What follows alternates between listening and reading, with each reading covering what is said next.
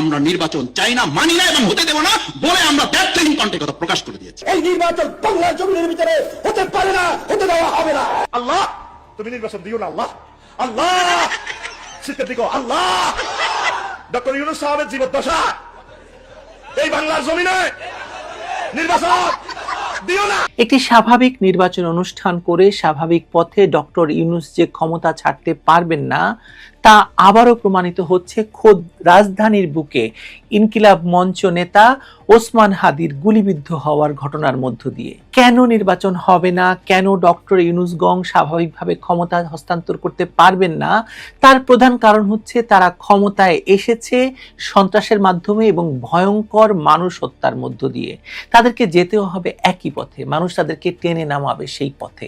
ওসমান হাদিকে হত্যা চেষ্টার পেছনে আর কোনো কারণ নেই নির্বাচন ঠেকানো ছাড়া, ইউনূসের ক্ষমতা ছাড়ার প্রক্রিয়াকে রক্তাক্ত করা ছাড়া। বিএনপি ফেব্রুয়ারিতে নির্বাচন চেয়েছে, কিন্তু কারা ফেব্রুয়ারিতে নির্বাচন চায়নি সে কথা আমরা সকলে জানি।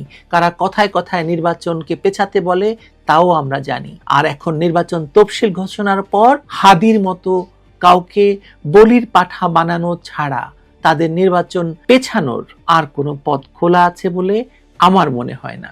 এখন এর দায় প্রতিটি পক্ষই একে অন্যের উপর চাপাতে চেষ্টা করছে, কিন্তু ইউনূস পক্ষের সুবিধাভোগীরা হাদিকে হত্যা চেষ্টার দায় ভারত এবং শেখ হাসিনার উপর চাপিয়ে দিতে চায়, যার প্রমাণ আমরা পাই যাত্রার অধিকারী ফারুকীর স্ট্যাটাসে। ফারুকী স্ট্যাটাস দিয়ে সঙ্গে সঙ্গে বলে দিলেন যে ঘটনা ঘটতে না ঘটতেই তিনি জেনে গিয়েছেন যে ভারতে বসে শেখ হাসিনাই এটা করিয়েছেন। আর ওদিকে তারই সাঙ্গপাঙ্গরা বলছে মির্জা আব্বাস ঘটিয়েছে, বিএনপি নেতা। কিন্তু আমার তো মনে হয় হাদিকে যারা এতদিন ধরে তুলেছে তারাই হাদিকে করে প্রথম বড় রক্তপাত দিয়ে তাদের চূড়ান্ত লক্ষ্য রাষ্ট্র ক্ষমতা দখলের পথে হাঁটছে।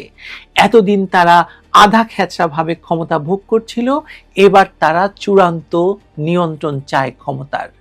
এরা কারা, হাদিকে হত্যা চেষ্টায় কার কি লাভ, সেটা নিয়েই আজকের আলোচনা।